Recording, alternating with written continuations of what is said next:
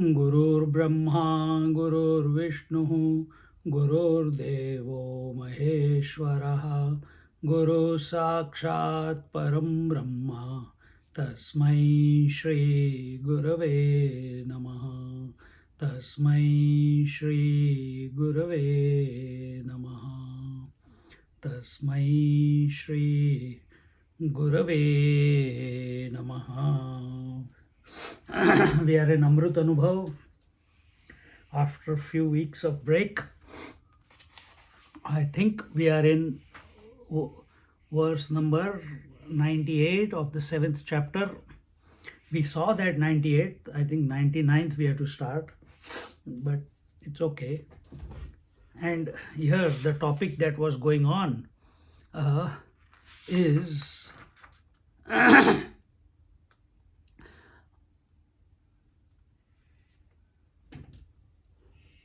the question that was put, or the argument that was put in front of our Jnaneshwara's mind to Jnaneshwar is, because he's talking to himself, he's coming up with the arguments also himself and finding the solution also himself. And that can happen only when our mind is calm, quiet, self-oriented, then this faculty gets invoked. Otherwise, individuals only seek answers outside. And in the contemplation, Jnaneshwar Maharaj is asking, how can that which is being illumined, how can we call, here in the 95th verse it was told, how can we call the Atman which illuminates everything as ignorance, that which causes the day, can we call it darkness? Can we call it that which illumines the day, can we call it ignorance? Can we call it dark? Can we call it nothing? Can we call it emptiness? Can we call it absence?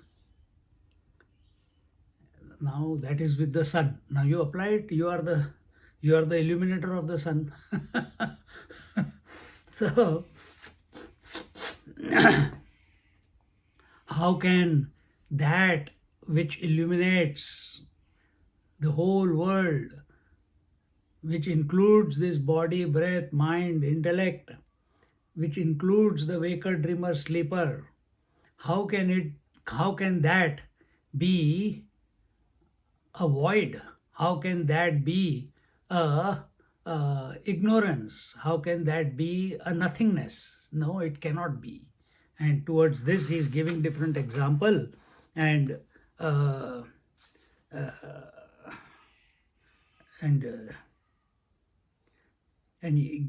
were all self-cancelling. If water can function as fire, then we can accept this self as ignorance.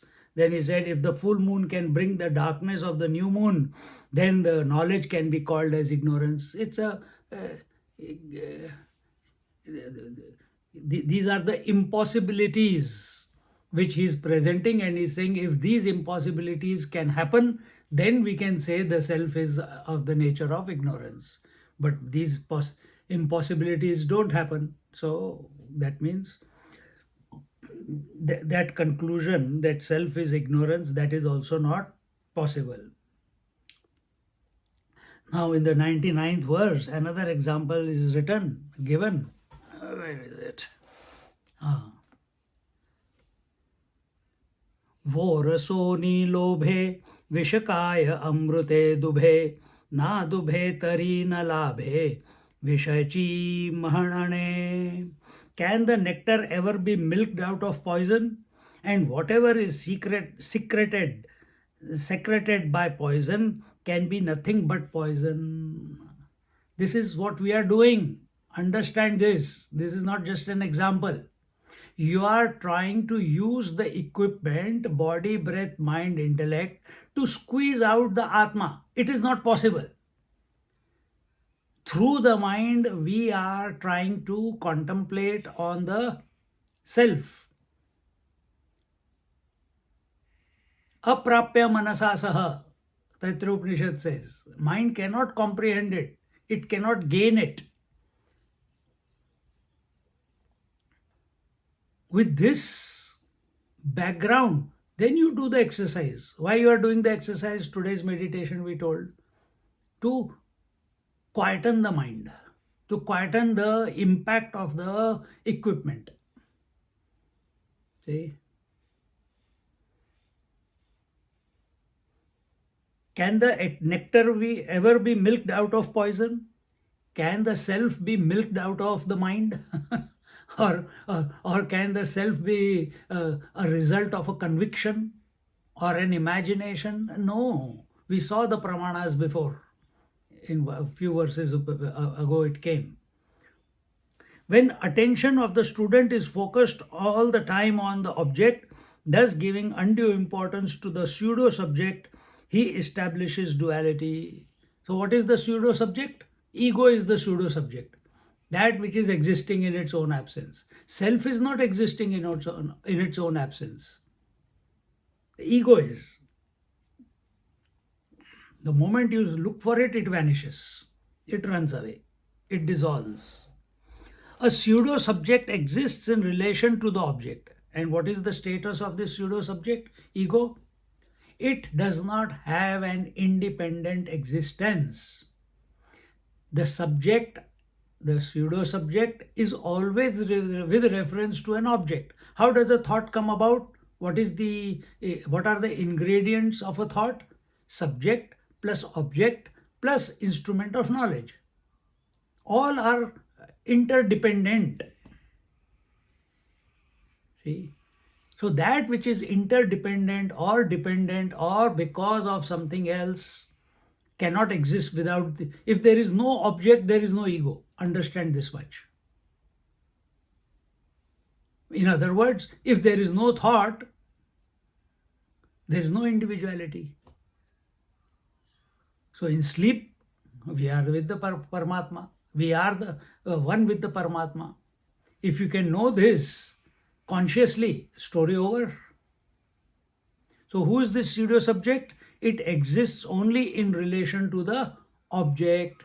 Who is the husband? Husband is he who is existing only with reference to the wife. Is the husband real or man is the real? Man is the real. So where is the husband? It's an appearance. It's only an imagination. It's only a ghost. Exactly the same way. This waker also is a ghost. The dreamer is also a ghost. And within that waking experience, the waker takes so many roles, all ghost into ghost into ghost.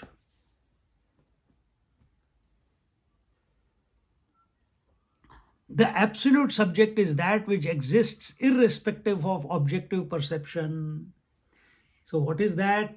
Whether the objective perception of the gross, which is called waking, or of the subtle, which is called dream, or of their absence called sleep, whether they come or go, the eternal witness, the absolute consciousness, it is not influenced by it, it is not affected by it, it does not give it credence, it does not give it validity. If it gives validity, that very moment, it has accepted objectivity. The moment it accepts objectivity, the infinite self is no longer I shouldn't say wrong language. Wrong language. Infinite self can never do that, but it appears to be expressing in that way.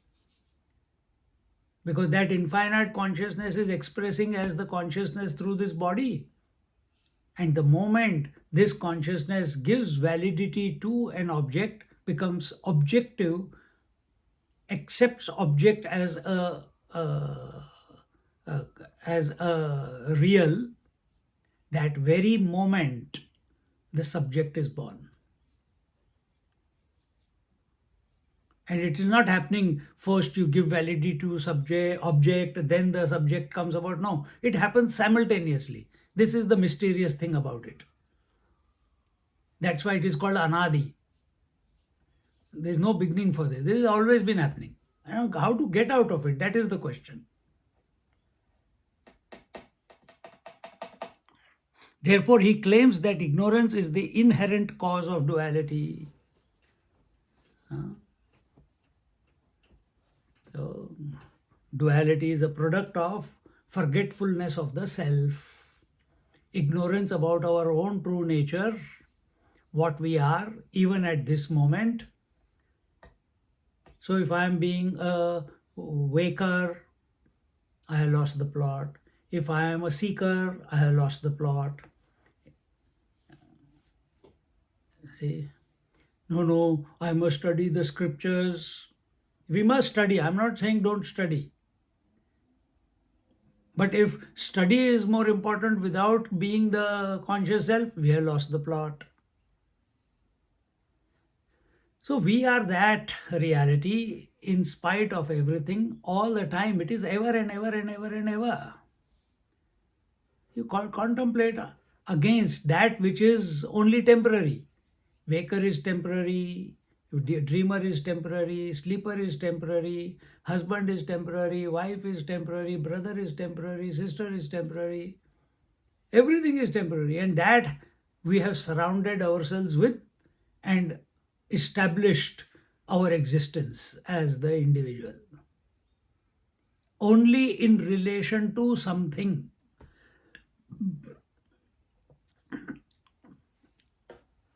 So don't be afraid. It requires fearlessness to go beyond the relative. So Swamiji is telling here, this relative, this subject-object duality, or the triad, subject-object and the instrument of knowledge, this is a product, this is the effect of ignorance.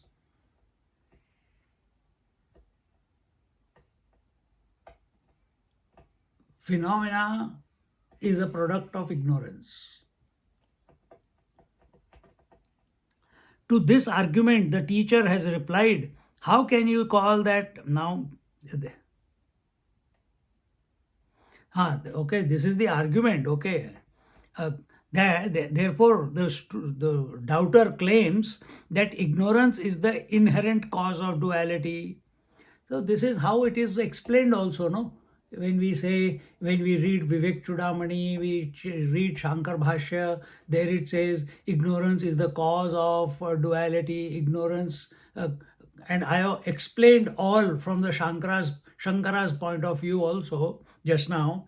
Now, what does Jnaneshwar Maharaj say? He says, how can you call that as ignorance, because of which all transactions are possible? It is as fallacious as expecting water to burn or the new moon to be bright as full moon or the poison to yield nectar. So that, because that in whose light the subject object is getting illumined. Illumination means knowingness, knowing. Who is knowing? I am knowing. Do you know the subject? Yes. What is the subject? I. What is the object? Everything else. Do you know the instruments? Yes. Do you know the waker? Yes. Do you know the sleeper? Yes. Did you go to sleep? Yes. How can the one who knows all this be of the nature of ignorance? This absolute I, which we are bypassing every time by taking the role of individuality, by taking the role of the ego. We are, and this happens only because we are given objectivity importance. We are given thought importance. We give importance to thinking. be aware of this very minutely within yourself. That because I am thinking, because I am reading these words, that Aham Brahmasmi, therefore I am Brahman, or even if these words were not there, you are Brahman. If the thoughts are not there, are you the reality? Oh, then I don't know. Then you're going the wrong way. Then you're going the Vyomavad, the, the theory of absence, that argument you are taking. No, you are.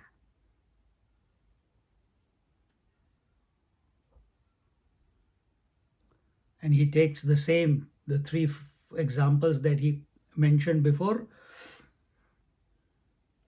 he mentions them again. From OV 100 onwards, Sant Jnaneshwara explains conclusively, step by step, how none of the authorities of knowledge are valid when talking about Atma Tattva or about ignorance in Atma. So, on one hand, we are the Atma. On one hand is the Atma. On the other hand is this world of duality.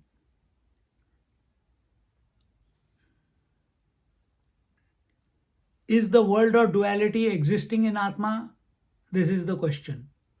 Can I live a life of balance? What is the life of balance? One foot in the world and one foot in the Atma. Can I live like that?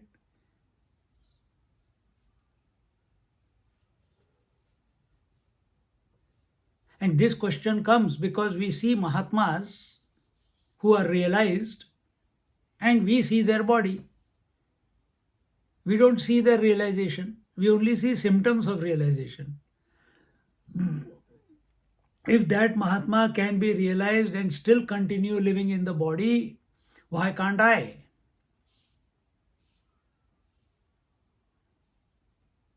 Ask the Mahatma this question, then see what answer you get.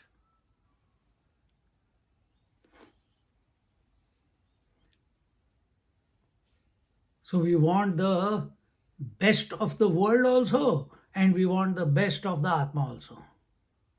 Whom are we trying to fool?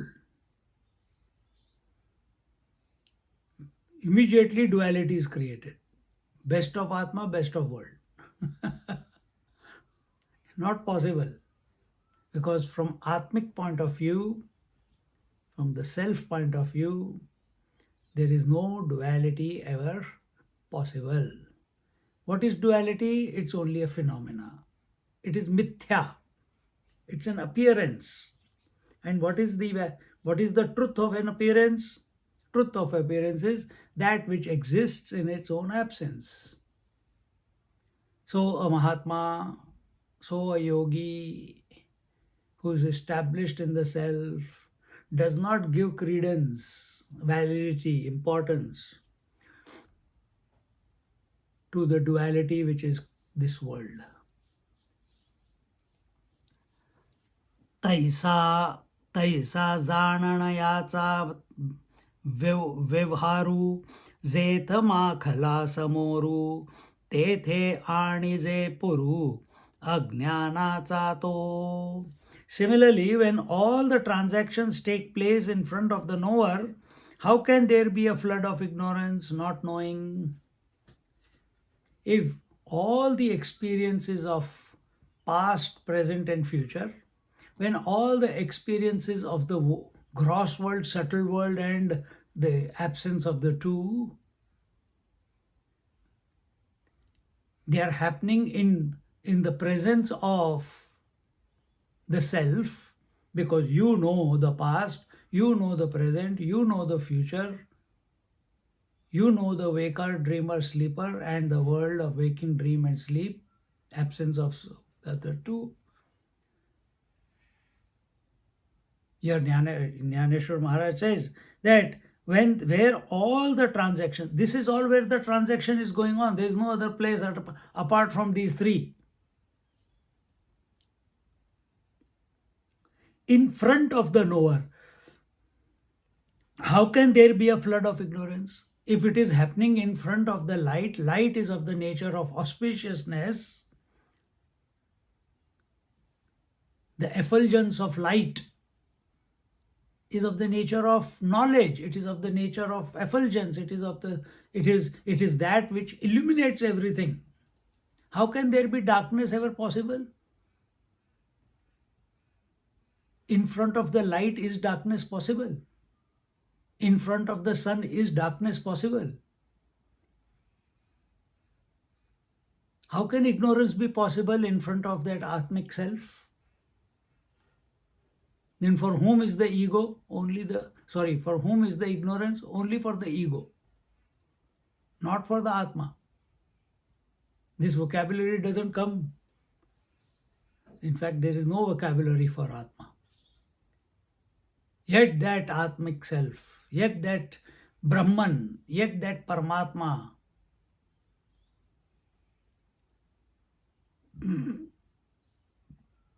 appears, incarnates,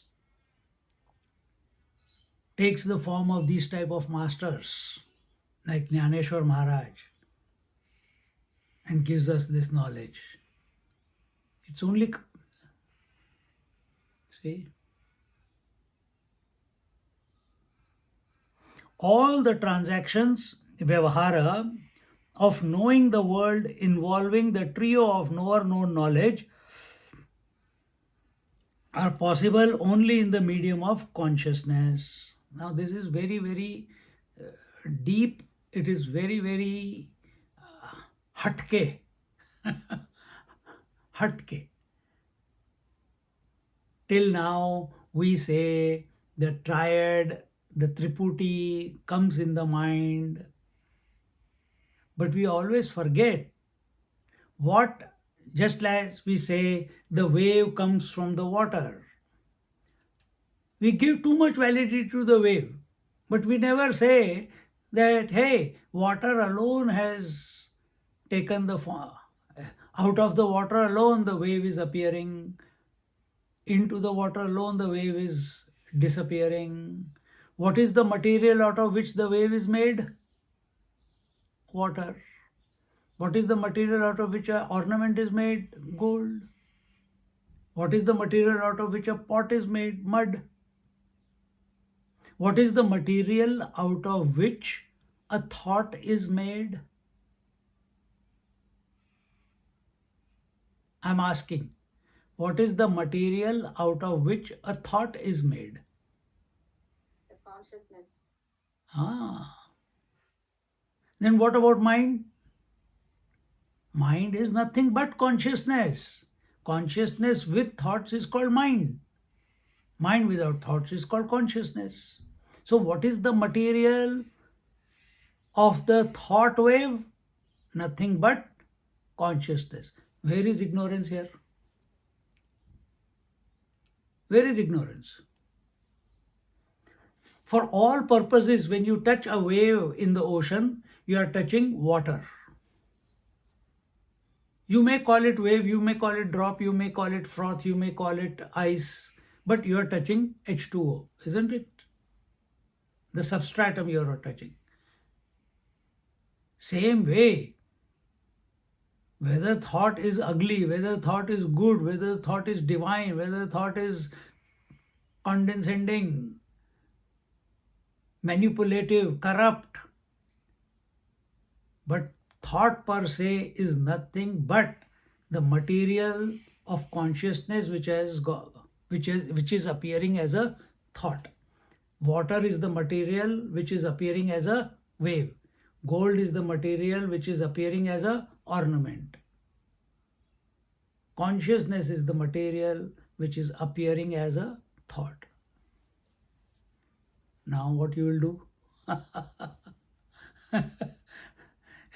Whether it is good thoughts, bad thoughts, all types of thoughts is nothing but consciousness.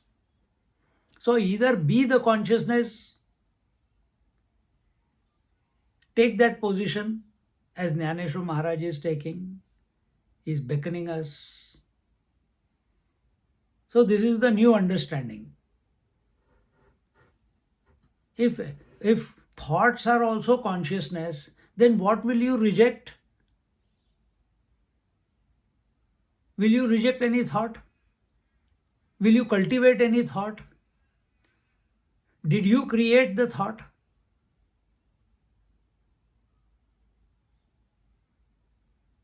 Then you accept it.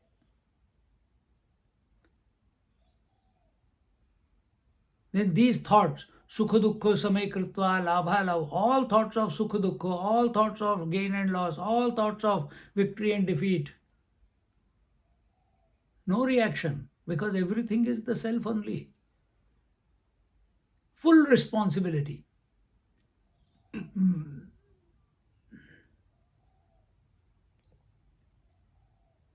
When we fight the thoughts, they pursue us. Then the fear comes. But here, what Jnaneshwar Maharaj is saying, that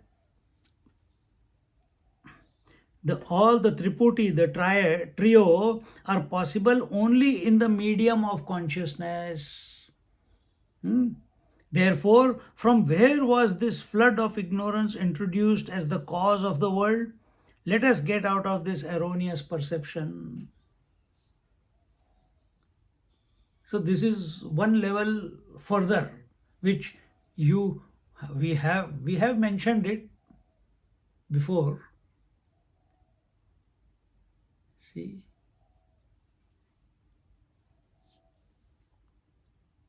that this whole world is an expression of ignorance.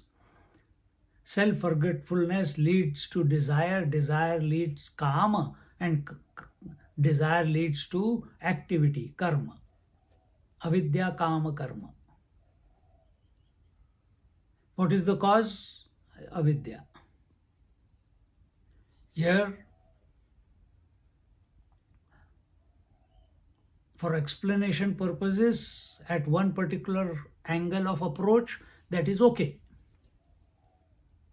It is necessary also. At the basic steps, yes, you must understand that.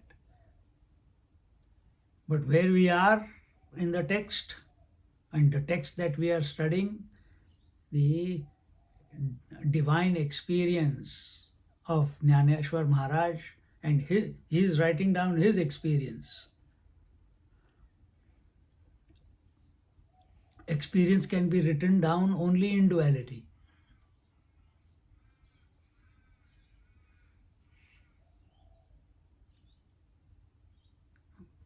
And the way he's continuously being in that position. And because the mirror has got nothing to gain, nothing to lose, but it is reflecting everything. The teacher said, Nivrittinath told him, Jnanoba, you write your experience of realization. Why should I do it? The self cannot write this, that. No. His mind is empty. He is the guru. And it starts. But no ownership. And he has said that so many times in the whole Amrutanubhava. This is the mysterious thing. This is the mysterious. This is the mysticism in it.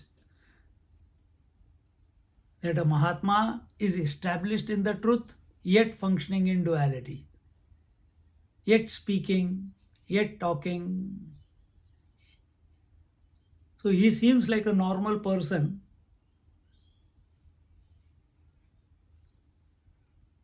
and we take that facade to be the reality, but he himself is established because he is no longer there as an individual. Just as fire has two aspects of expression, heat and light, consciousness has two aspects, sentiency and knowingness. Sentiency does not create any problem. What is sentiency?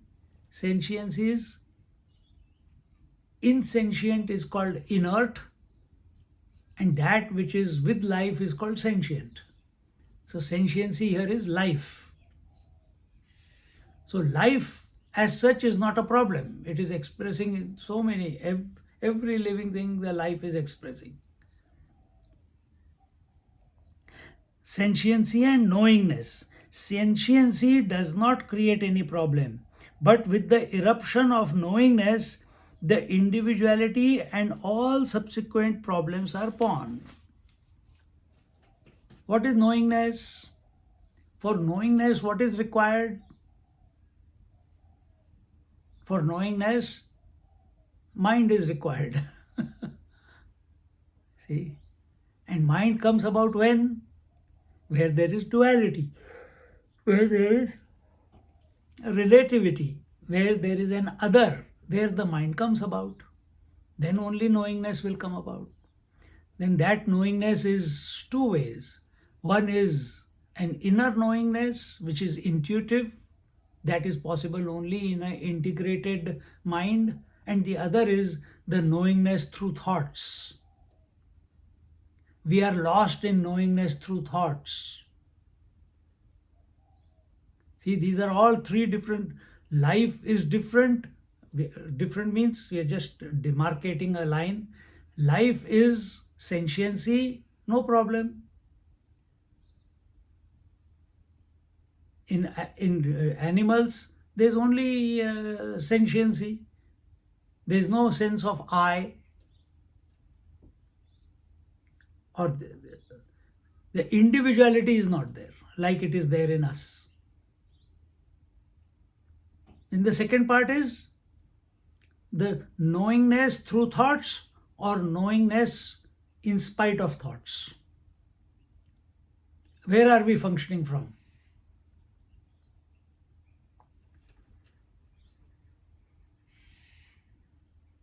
See, sadhana consists in transcending the impact of knowingness. So, what is our goal? Is our goal to be intuitive? We keep talking, after someone told the other day, I went to Newcastle and I had gone to their house last year. And after I went to their house, within next few days, they got a promotion.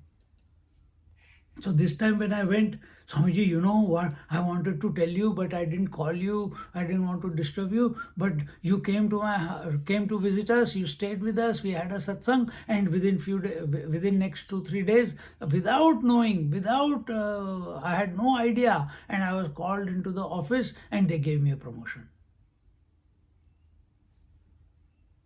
Cause and effect.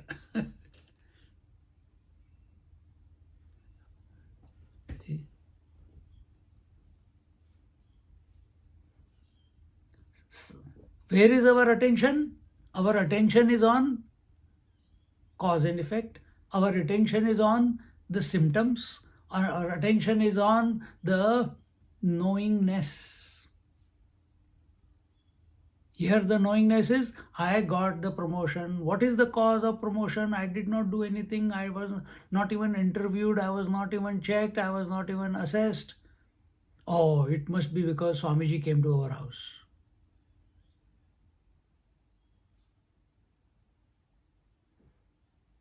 So we have to go beyond it. Going beyond it is intuitive. You just know that you must not get involved in this. You just know that a deep inner knowingness comes. You don't know why. You don't look for a cause why this feeling is coming.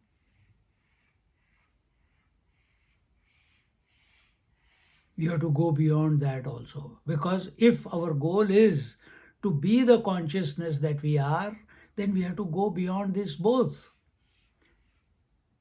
We have to go beyond the knowingness, both at the thought level as well as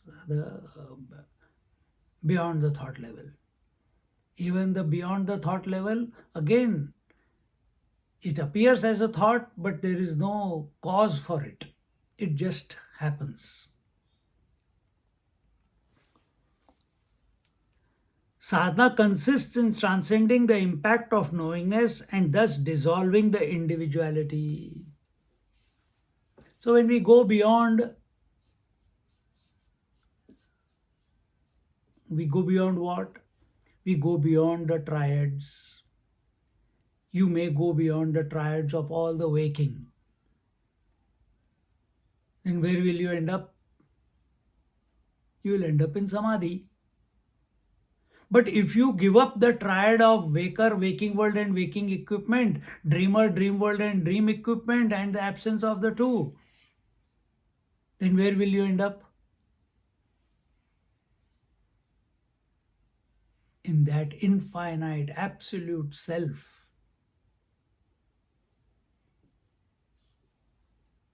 So refine your approach. Here, that is what is being done.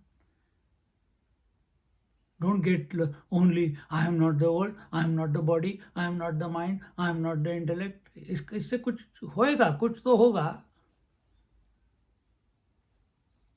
But the moment you take, I am the illuminator of the waker, dreamer, and sleeper, immediately all the thoughts of the waking are included in one triad. All the thoughts and variety of the dream are included in one triad. Which is smarter? To think about everything. I'm not the body, I'm not the mind, I'm not the world, I'm not the husband, I'm not the wife, I'm not the brother, I'm not the sister. To think so many things and say, I'm not, I'm not, I'm not, I'm not, or just straight away take one. I'm not the waker, waking world, and waking experience. Story over. Everything is dealt with.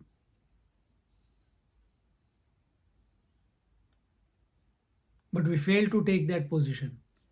We get lost only in because this demands what is troubling you. Oh, the cold is. I'm not the cold. I'm not the cold. Heater में लगे रहो.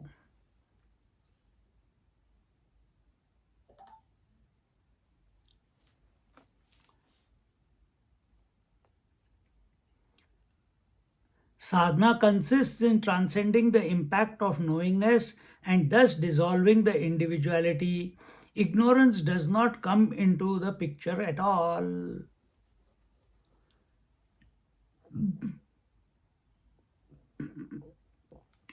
When we go to sleep, do we say, I have to remove the world out of my mind before I go to sleep? Do we say that any time? Never. We will say, I am not sleepy, I am sleepy, why the sleep is not coming? But we never blame the world for not being sleepy, not going to sleep.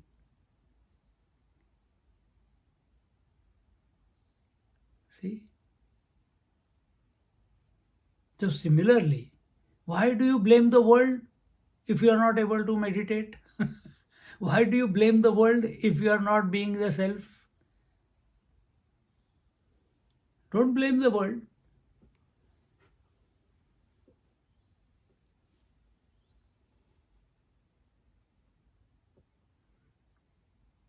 So here Jnaneshwar Maharaj is saying that ignorance does not come into picture at all.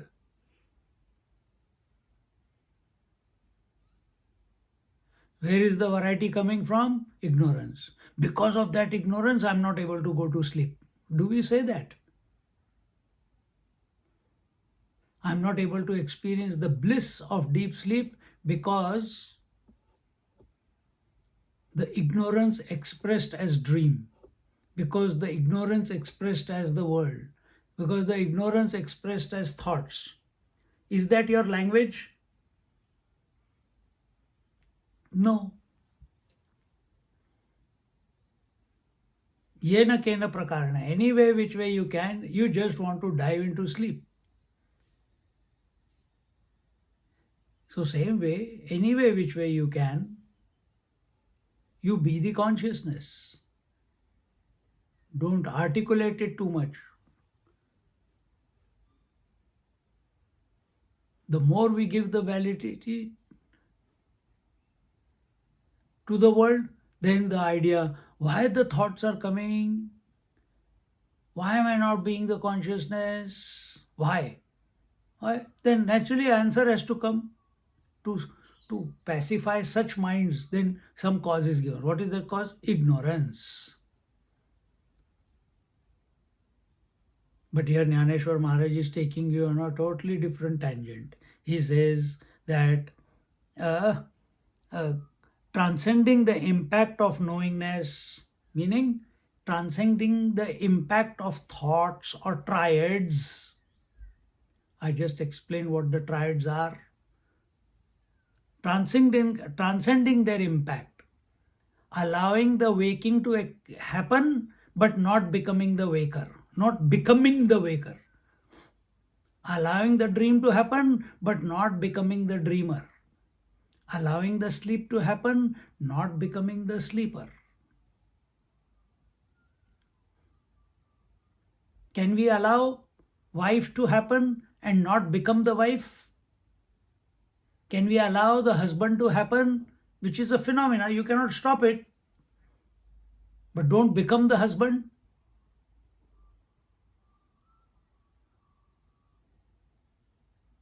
When will that happen? When your attention is not on the wife or the husband, then it will happen.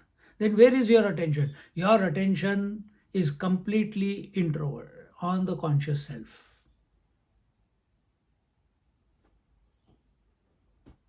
Let the mind do what it is doing.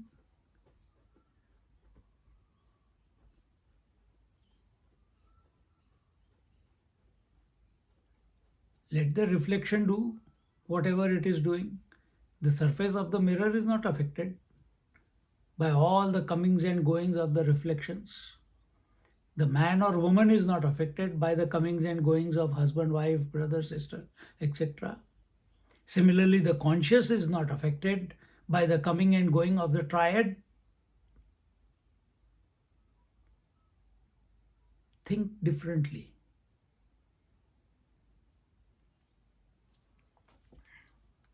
It is only when the wrong perspective is adopted of the pseudo subject that the objective perception of the vyavhara takes precedence, and the cause called ignorance is found convenient to justify this objective perception. This is what I have been explaining.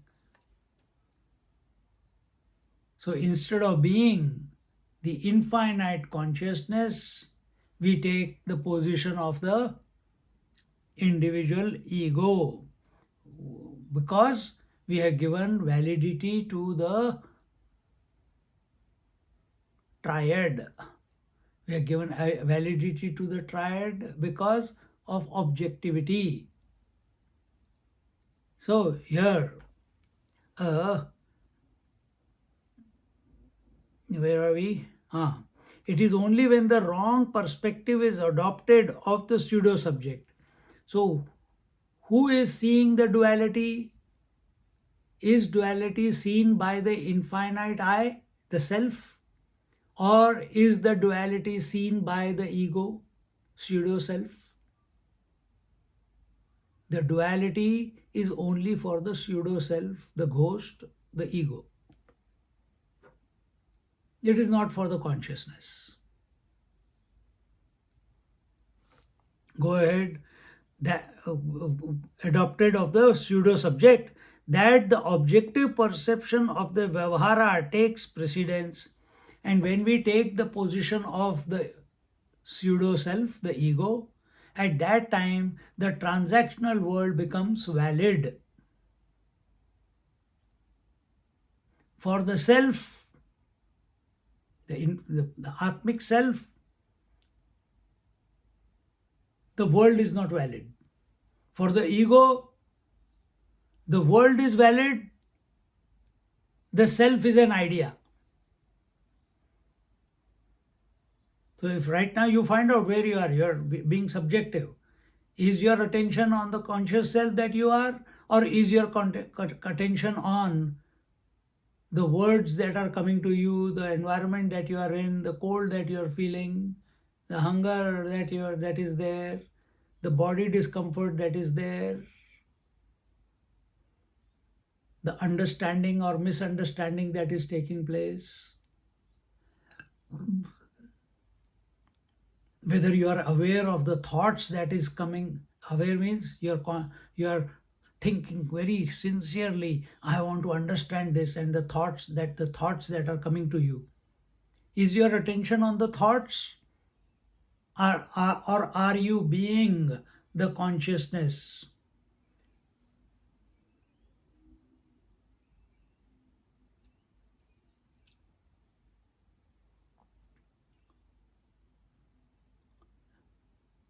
Let the thoughts come, let the thoughts don't come, who cares? Water is complete, whether the waves come or don't come, it doesn't get affected. If it gets affected by the wave coming and going, immediately the water has taken the position of individuality. Because affecting only individuality gets affected, individual consciousness gets affected.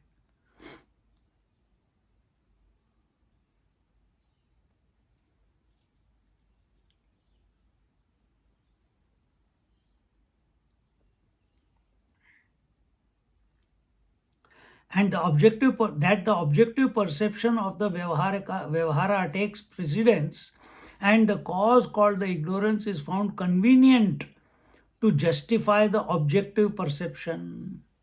So for such an ego,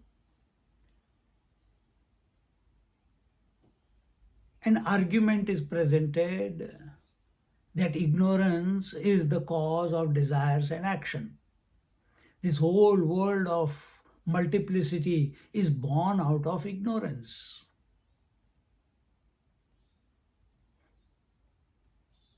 Until and unless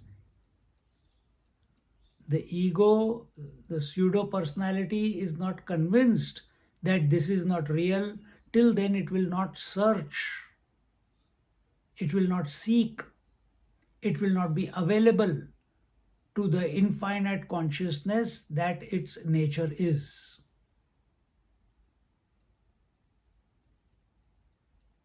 See?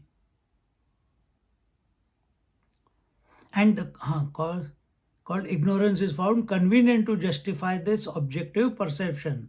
Sant Jnaneshwar Maharaj is stoutly refuting this erroneous angle of vision.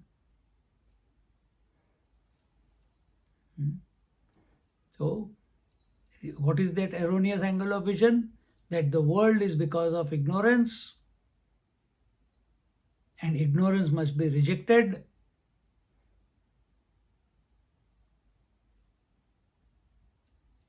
But how can you reject something that which is not? How can you? How can you reject the mirage waters? How can you reject the blueness of the sky? How can you reject the rainbow? How try as much as you want at this moment. Look at your wife and reject the husband. Is it possible? Mere thought of wife comes, immediately the husband thoughts, all the thoughts, memories of the husband will come up. So there has to be some other way of looking at it. The world of experience is a state of manifestation. Every manifestation has a prerequisite of unmanifested existence, for the simple reason that existence cannot come out of non-existence. This is very important point.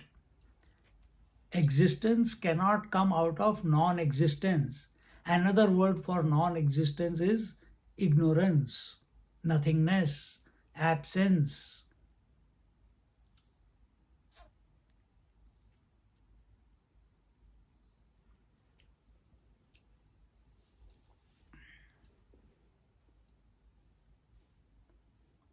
You want to go further? Maya.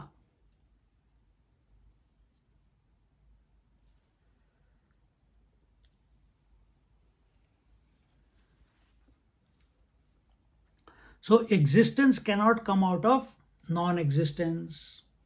If everything in this world is existing, How can the cause be non-existence? A wrong conclusion. Manifestation is full in the waking state, partial in the dream state, and absent in the deep sleep state. Now, here what the teacher is trying to bring our attention to is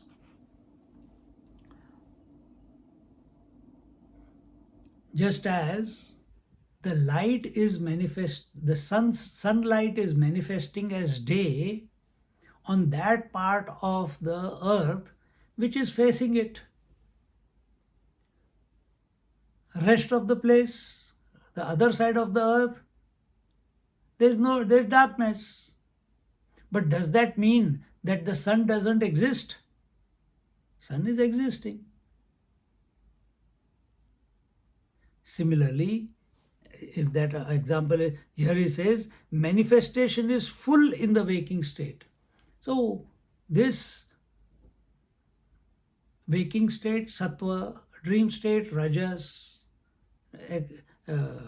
sleep state, tamas, these are modifications of the prakriti.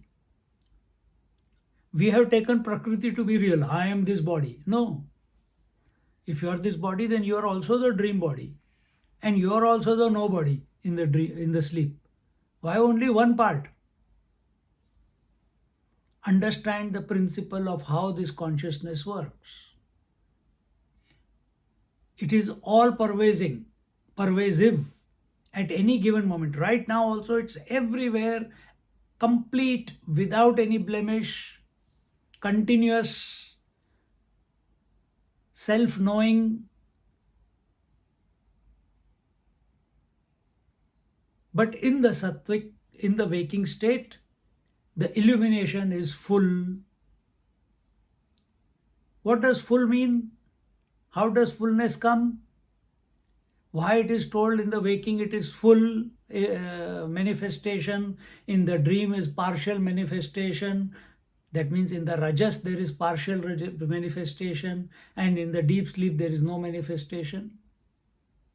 We are talking about what? Manifestation of consciousness. We are not, consciousness is not become full, partial and absent. Consciousness can never be absent. There can be no divisions in consciousness. We are talking about manifestation of consciousness. When we talk about sun, we talk about the light of the sun which is falling on the earth. We don't say sun is falling on the earth. We may foolishly sometimes use that language. But it is the light of the sun which is illuminating the earth. The manifestation of the sun which is called light. Similarly, the consciousness manifests fully in waking. Why? Because it is the sattvic state. What does it mean that it is the sattvic state?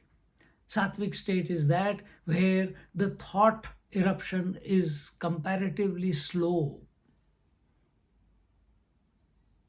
In the dream, the thought eruption is very fast.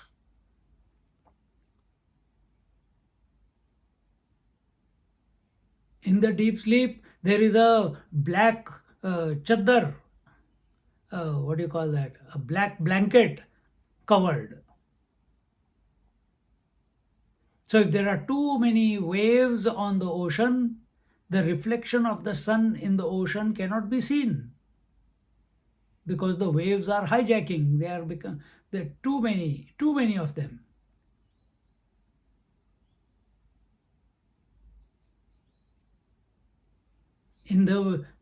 When the waves have subsided, then between the waves you can have a glimpse of the orb of the sun, reflected sun. That is the waking state. If we can make ourselves get away from if we can make ourselves available between the waves, where there is no wave, that is called meditation. But that is possible not in the dream, it is possible only in the waking. So, in this manner, it is being explained that the manifestation of consciousness or consciousness is fully manifest. It is not the consciousness is manifesting or unmanifesting. It is the equipment, the quality of the equipment which is allowing the consciousness to manifest or not manifest. It is the quality of the mirror which determines whether the reflection of the sun is complete, partial, or no reflection. If I cover the mirror with tar, if I cover the mirror with a black cloth, there can be no reflection of the sun. Sun is always there, but no reflection. Why? Because the medium is incapable of allowing the reflection to happen. You remove the tar or you remove the black cloth, it is the dusty mirror. That dusty mirror, in that little bit sparkles you will see here and there, but you will not see the full sun reflected. Too many particles, meaning too many thoughts.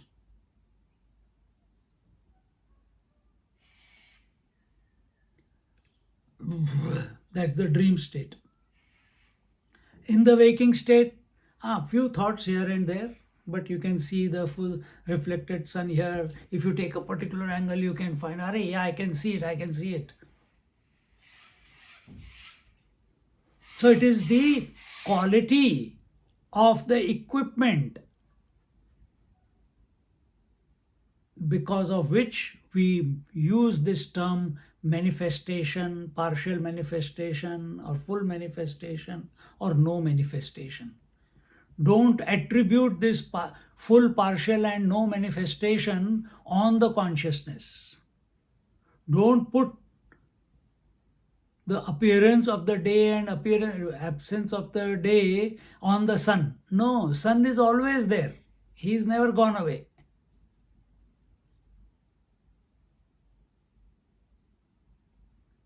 If you have understood this, now we'll go ahead. Manifestation is full in the waking state, partial in the dream state, and absent in the deep sleep state. In other words, waking state is buddhi pradhan, logic oriented, dream state is manas pradhan, confusion predominant, and deep sleep state is ahankara pradhan, where the ahankara tattva, which maintains the five great elements, the manas and the buddhi in the particular form, is predominant. Now, I gave you explanation in a different way. Swamiji is giving it in another different way. And what is that? He says, in other words, waking state is buddhi pradhan. It is in buddhi that the reflected consciousness is available. It is not available in the gross body. It is not available in the breath. It is not available in the mind. It is available in the buddhi, in the intellect. Intellect is, again, it's an equipment. It's only a thought. Body is a thought, breath is a thought, world is a thought, mind is a thought, intellect is a thought, God is a thought, Paramatma is a thought. When we are using it, I'm not talking from when we are using it. So everything is a thought. But what is that thought where the manifestation of the consciousness is available? That refined thought. Where is that refined thought possible? It is only possible in the intellect. If we have the proper logic, we have the proper assessment of ourselves, when we are self-conscious, then the refinement keeps getting deeper and deeper, and to that extent the reflected consciousness becomes brighter and brighter, or the manifestation of the consciousness becomes brighter and brighter. Buddhi pradhan. In the dream, this is the waking state we are talking about. Now, within the waking state, again, are we having convictions about the world, or are we convinced that we are the consciousness? That will be the refinement that you can bring about within the waking. But it is possible in the waking to think in that manner. In dream, it is not possible. Because dream is mind pradhan, manas pradhan. What is mind? Mind is that where all thought from past, present, future, from all the senses, they come, and it's a storehouse of all thoughts with no logic, no reasoning, nothing.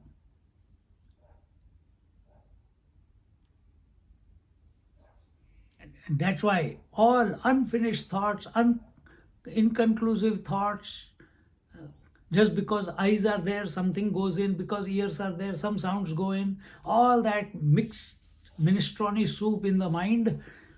Mind also wants what? Peace only. Then it finds the dream. Let me throw it out. That throwing out is called dream. But in that jumbled up minestrone soup, reflection of consciousness becomes difficult, because it's thought after thought after thought after thought entangled in thought, and it's happening very fast.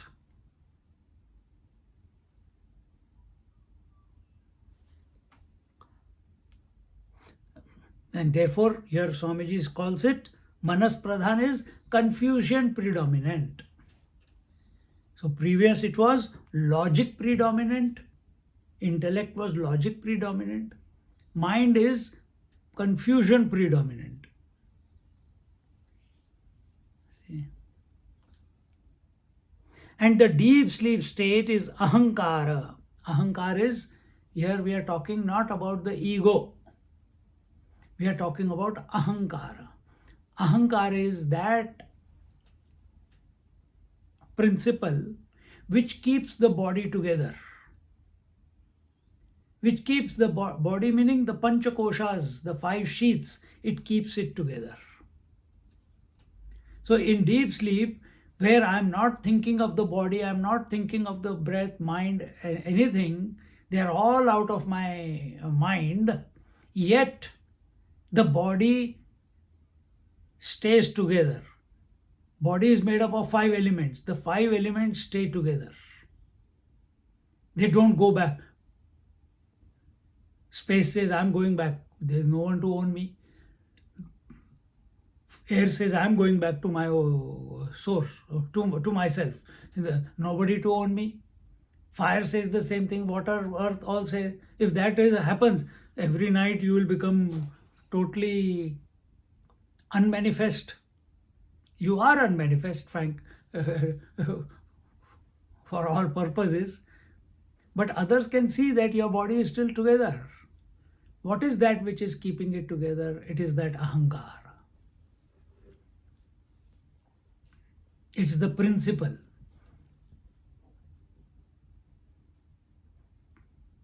What is keeping, what is the total ahankara?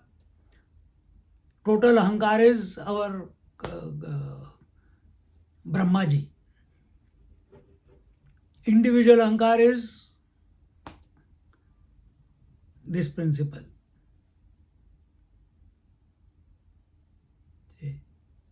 Or I should say in a different manner. The total ahankara is what? Manifestation of consciousness through the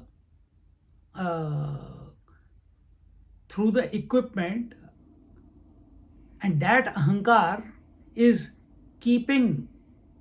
owning and keeping the pancha tattvas, the pancha mahabhutas, the 5 great elements together.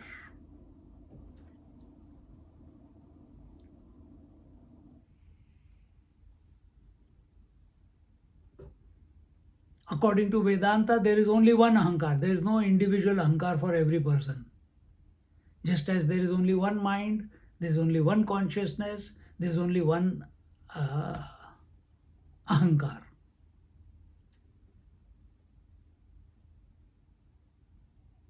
That ahankar we say, that one total ahankar, if we want to use that word. What is that? Virat Purush. We tell he is the doer, he is the, we are not the doer, he is the doer. That Virat Purush is called by different names. Someone say it is Ram, someone say it is Krishna, etc., etc.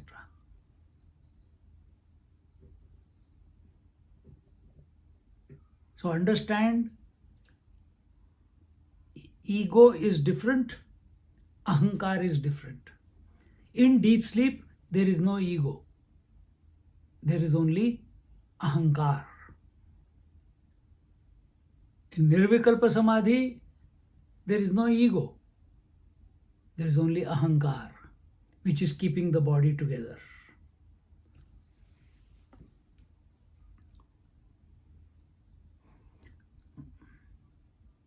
The deep sleep state is ahankara pradhan, where the ahankar tattva, which maintains the five great elements, the manas and the buddhi in the particular form, is predominant. In the samadhi state, even the ahankar tattva is absorbed. All biological functions are suspended to be resumed when one comes out of the samadhi. So that is one distinction between deep sleep and samadhi. In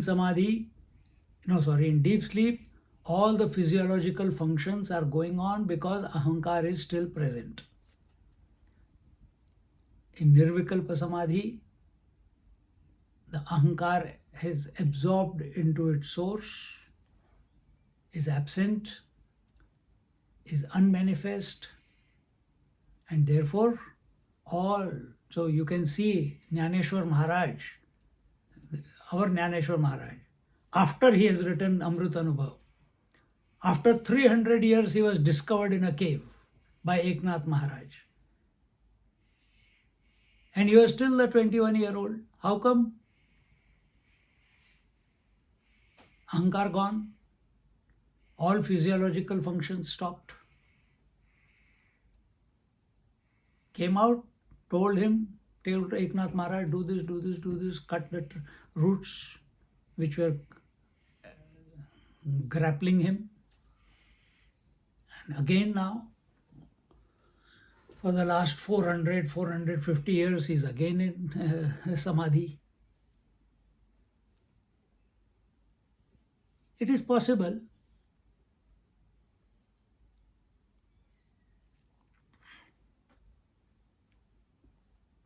Manifestation in all these four states is a different expression of the same knowingness. We are not saying it's the expression of the same truth, same infinite consciousness. The expression in the four states is the manifestation of the same knowingness. In the deep sleep state, knowingness is at a minimum and sentiency is at the maximum. Life is fully expressing, therefore bliss. Knowingness is minimal, no objective knowledge. Therefore bliss. Then go next. Maximum.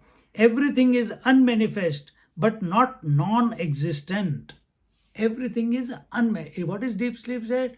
And where the waking and the dream are unmanifest, that is called deep sleep. So it has not become non-existent, it has become unmanifest. Consciousness is never non-existent. Even when the consciousness manifests in the form of knower-known or subject-object dichotomy, the vyavahara, interaction, takes place only in the light of consciousness.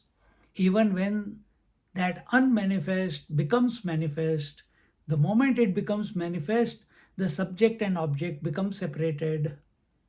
In deep sleep state, they have become unmanifest, they have gone back to their cause, so to speak. But the moment the waking and the dream happen, the subject-object dichotomy, means the separation of subject versus object, starts happening. But that separation of subject-object, which brings about the appearance of a thought, subject, object, and object, instrument of knowledge, which brings about a thought in the waking or in the dream, is known by someone, is happening in the light of consciousness. It is illumined. The dream experience is illumined. The waking experience is illumined. By whom? By the pure consciousness. And you are that. Brahma tattvamasi bhavayatmani. You are that consciousness. So come to correct assessment of yourself.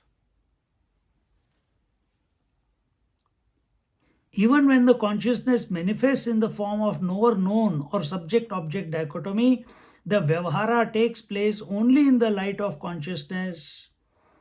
The absence of vyavahara too is illumined by the same consciousness. So, appearance of triad and the absence of triad is illuminated by the consciousness alone. You say, I am thinking. You only say, there are no thoughts in my mind.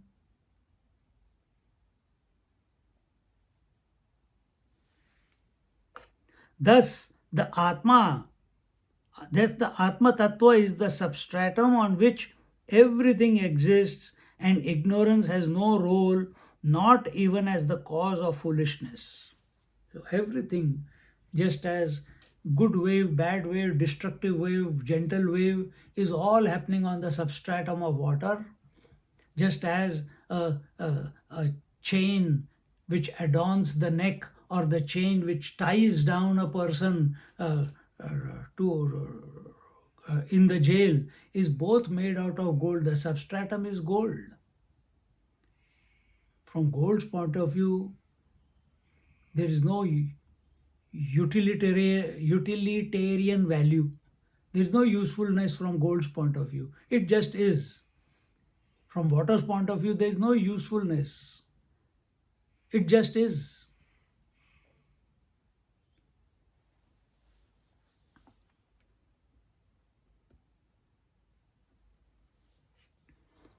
Thus, the Atma Tattva is the substratum on which everything exists. The entire variety, multiplicity, duality called the world is happening on the substratum of consciousness. It cannot happen outside it. Because if we take that position that it happens outside the consciousness, then there will be consciousness versus consciousness exists versus that which is non-existent. So something else also exists and consciousness also exists. There will be two existences. That is not acceptable by our scriptures. And that is not acceptable if you think logically also.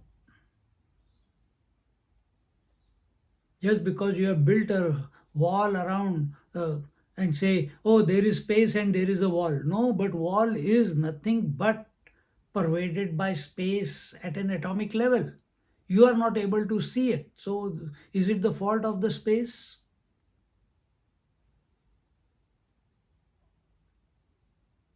That which is accommodating the whole universe is space.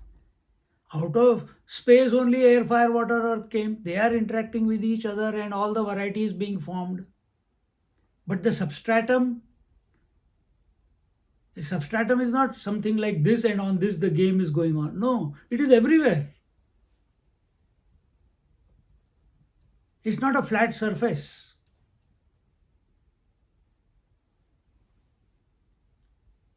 See.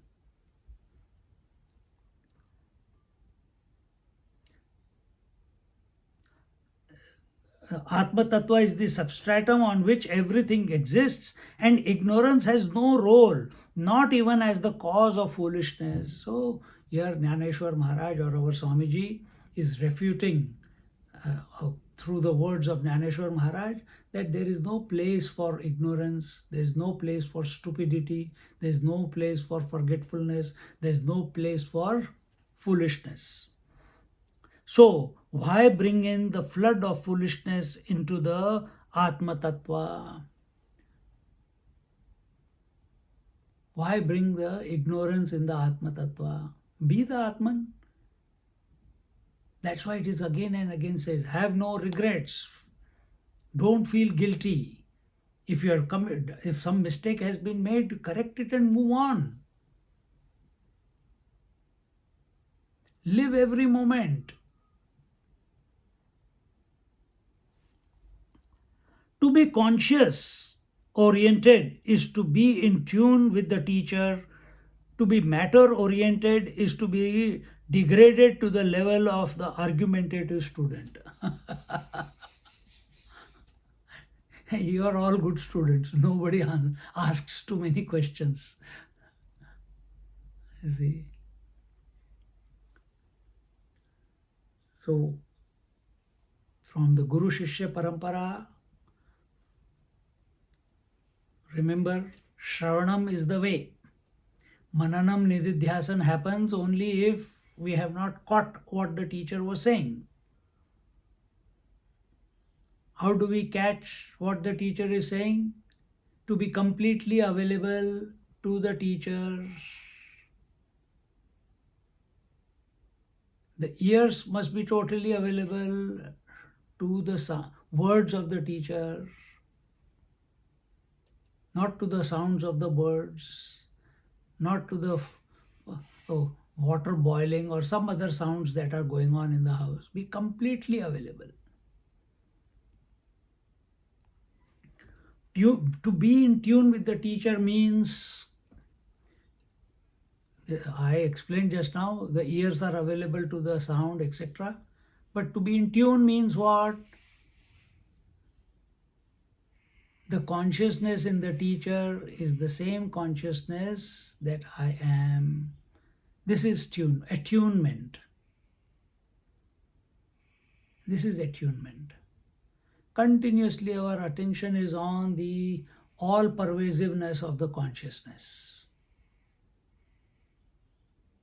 The more we are, because all we are talking about is consciousness only. We are not talking about the world.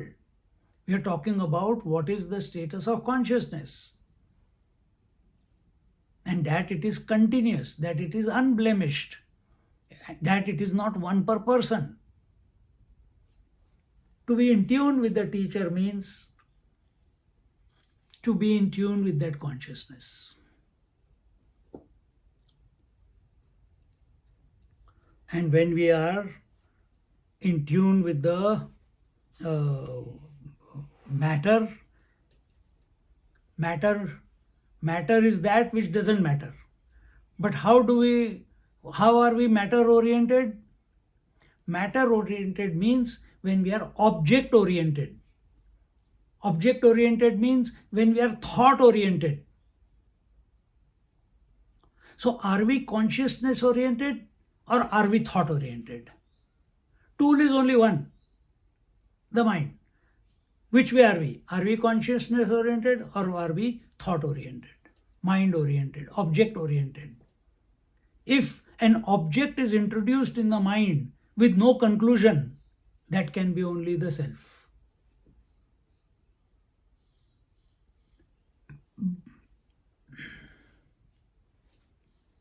Consciousness is the only reality. Ignorance is absence.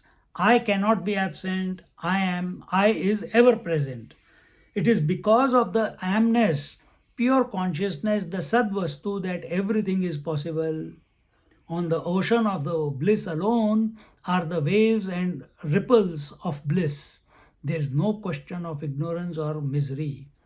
The whole universe, all the experiences, all the Panchamahabhutas, all the gods, all the past and future and present is possible because I am.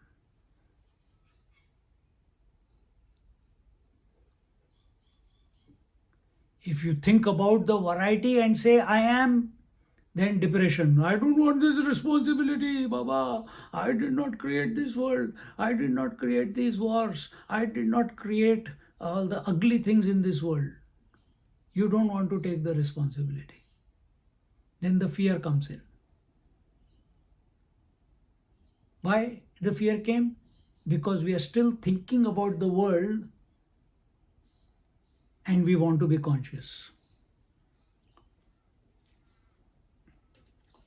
You be the consciousness. And by being the consciousness, the variety will just dissolve away. Only consciousness will remain. And the truth is that only consciousness is. Variety is only an appearance, it's a phenomena. And therefore, uh, there is no question of ignorance or misery. So, if we are experiencing misery, if we are experiencing grief, if we are experiencing doubts, if we are experiencing irritation, etc., etc., all in the same line, so many words are there. Understand you are not being conscious. You are being matter oriented, you are being thought oriented, you are being regret oriented, you are being guilt oriented, you are being expectation oriented. All these words are about something, something in this world. All these become null and void the moment we become consciousness oriented. They just dissolve by themselves without you doing anything. Just like without you doing anything except thinking of sleep, the entire world, including the body identification, dissolves from your mind by itself. Exactly the same way.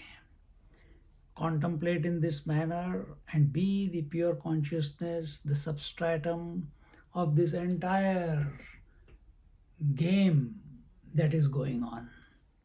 But don't put the attention on the game, on the variety. Put attention on the conscious principle, the infinite principle, the amness that you are. Om Purnamada Purnamidam Purnat Purnamudachyate Purnasya Purnamadaya Purnamevavashishyate. Om Shanti Shanti Shanti. Harihi Om Shri Gurubhyo Namaha. Harihi Om.